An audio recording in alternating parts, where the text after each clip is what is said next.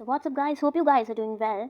हमने अपनी पिछली वीडियो में देखा था कि जब भी हम किसी वैल्यूज़ पे कीज़ पे हैश फंक्शंस अप्लाई करते हैं तो इट इज़ पॉसिबल कि डिफरेंट वैल्यूज़ पे हैश फंक्शन अप्लाई करने पे सेम हैश वैल्यू हमें मिले। वो जो कंडीशन होती है उस कंडीशन को हम लोग कॉलिजन बोलते हैं और उसको रिजॉल्व करने की जो टेक्निक्स होती हैं वो हम कॉलिजन रेजोल्यूशन के अंदर पढ़ते हैं। कॉलिजन रेजोल्यूशन को अगर हम क्लासीफाई करें तो इसमें टू टाइप्स आते हैं। First one is open hashing और we can say chaining method, and the second one is open addressing और we can say closed hashing.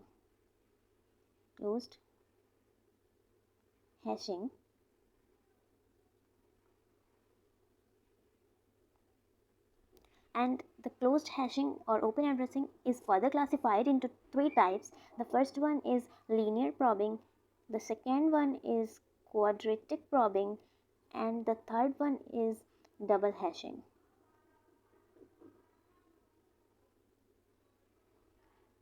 It's double hashing.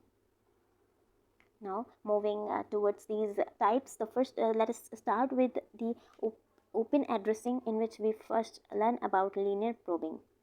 Linear probing का जो बेसिक फंडा होता है वो हम एक्सप्लेन कर सकते हैं इस वे में कि हमने अपनी जो टेबल है, लीनियर प्रोबिंग का जो बेसिक फंडा होता है उसको हम एक्सप्लेन कर सकते हैं एक नेचुरल वे कि जब भी हमें कोलिजन की कंडीशन अराइज होती है तो जिस मेमोरी लोकेशन पे कोलिजन अराइज हो रहा है उसके जस्ट नेक्स्ट वाली लोकेशन को हम चेक करते हैं क्या वो फ्री है। अगर वो फ्री है तो हम अपना डेटा वहीं स्टोर करा देते हैं, अगर वो फ्री नहीं है तो नेक्स्ट हम चेक करते हैं। और ये जो चेकिंग की प्रोसेस अभी आपने देखी ना कि हम एक से दूसरे पे चेक कर रहे हैं क्या ये फ्री है, इसको हम बोलते हैं प्रोबिंग। और इस प्रोबिंग के ही बेसिस पे हम अपनी जो हैश फंक्शन है उसकी इफिशिएंसी डिफाइन करते हैं, जिसमें हमें लीस्ट नंबर ऑफ प्रोब्स चाहिए होते हैं for finding the next free location that is set to be efficient hash function. And यहाँ पे हम एक टर्म और डिफाइन करते हैं, लोड फैक्टर, जो होता है load factor which is the ratio of total number of keys, that is n, to total number of available memory addresses. This is load factor, and load factor is also used to define the efficiency of any hash function. और इस load factor के basis पे हम दो terms और define करते हैं, S lambda which is average number of probes for a successful search. Means हम जब सक्सेसफुल सर्च मीन्स हम एक डेटा को मेमोरी एड्रेस में स्टोर कराना चाह रहे हैं और उसको हमें स्टोर कराने के लिए कितनी मेमोरी लोकेशंस को सर्च करना पड़ रहा है, वो आता है एस लैम्डा में। और यू लैम्डा जो होता है वो होता है कि हम average number of probes for unsuccessful search. इसमें बेसिकली हम फाइंड करते हैं कि एम्प्टी लोकेशन को फाइंड करने के लिए हमें कितने प्रोब्स की ज़रूरत पड़ रही है। इसको बस आप ऊपर से देख लीजिए एक बार, इस पर कुछ क्वेश्चन ज़्यादा नहीं आते। तो हम पढ़ रहे थे लीनियर प्रोबिंग। लीनियर प्रोबिंग को जो अगर हम डिफाइन करते हैं तो कैसे करते हैं, एच होता है, H+1 होता है, H+2 होता है। मीन्स हमने एच फाइंड करा, उसका एच पे अगर डेटा मेमोरी हमें फ्री नहीं मिली तो हम H+1 पे गए, फिर हम H+2 पे गए। ये होता है लीनियर प्रोबिंग का फंडा।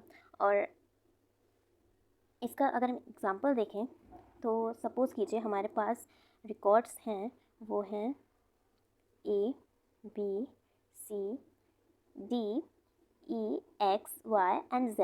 एंड हमारा हैश फंक्शन जो हमें वैल्यूज़ दे रहा है वो दे रहा है 4, 8, 2, 11, 4, 11, 5 एंड 1। सो हमारे पास टेबल जो है उसमें हमें एड्रेसेस दिए होंगे, maximum hash value is 11, so table should have addresses up to minimum up to 11 addresses, 0, 1, 2, or we can start from 1, 2, 3, 4, 5, 6, 7, 8, 9, 10 and 11. So first we have to see for A, that should be stored on table. This is our table that should be stored on memory location 4. So here we have stored A.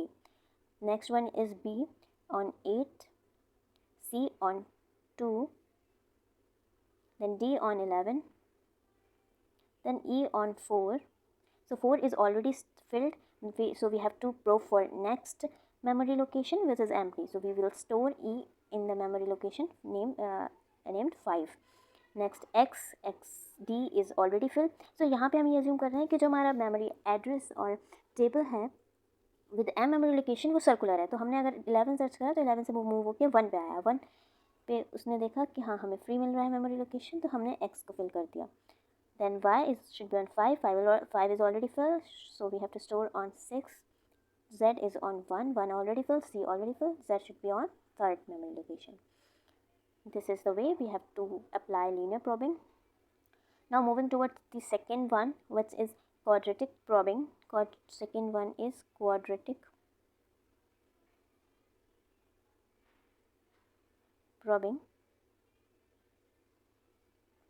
Quadratic probing, suppose कीजिए कि आपके पास एक की थी, उसका hash function ने जो है वैल्यू दी आपको लाके, वो दी h, and instead of searching like h plus 1, h plus 2, we in quadratic probing we search like h plus 2, h plus 4, and like that, means 1 square, 2 square, 3 square, like that.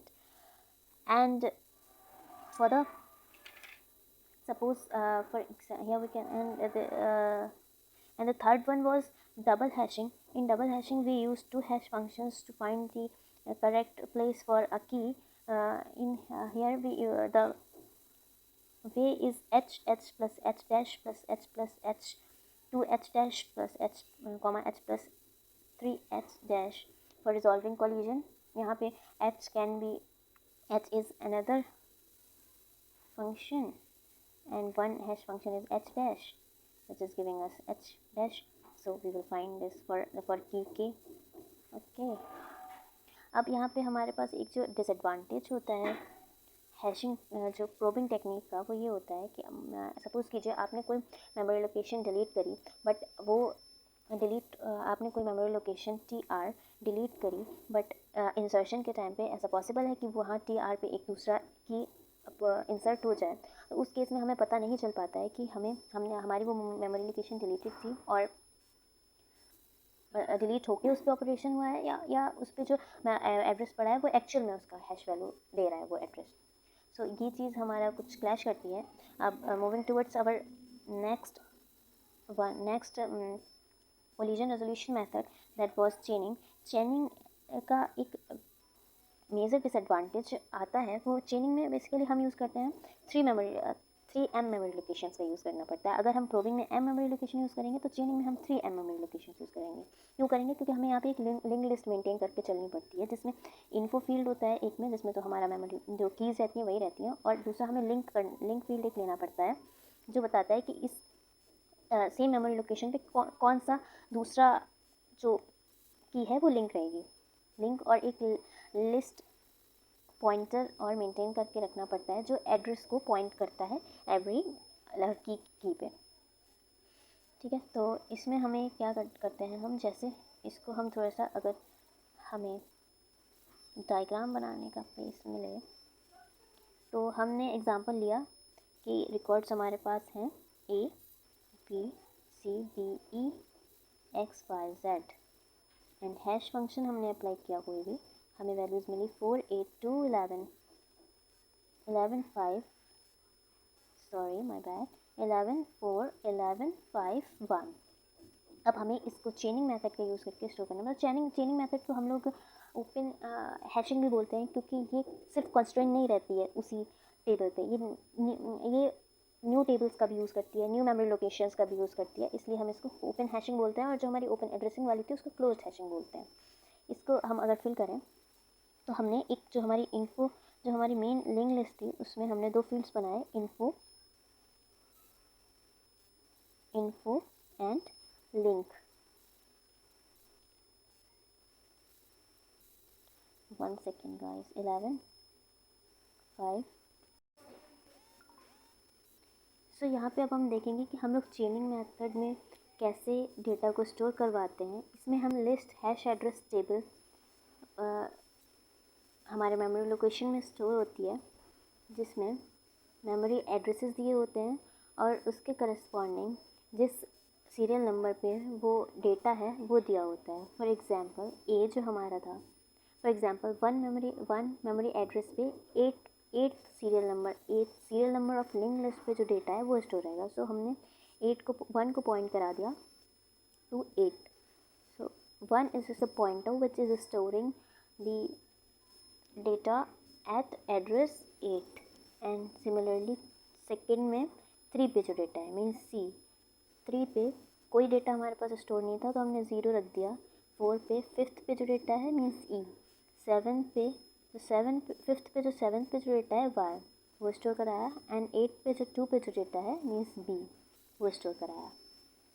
अब इसके बाद हमने देखा कि क्या 1 पे कोई और डेटा भी स्टोर है, नहीं 1 पे नहीं है, बट 4 पे हमने देखा था A और E दो स्टोर हैं, तो हमने 4th पे 5th E तो करा दिया स्टोर, बट इसलिए हमने क्या किया E को लिंक करा दिया वन सीरियल नंबर से। सो ये हमें क्या डिफाइन कर रहा है कि 4 पे जो डेटा है, तो क्या क्या डेटा है 5 पे E और A वो दोनों स्टोर रहेंगे। सिमिलरली 8th मेमोरी लोकेशन पे सिर्फ B ही है, इसलिए हमने इसके लिंक में 0 स्टोर किया है। और X पे दैट इज़ 11 पे X हमने करा दिया और 4 स्टोर करा दिया मीन्स X और D जो D था वो था। सो होप गाइस कि आपको समझ आया होगा।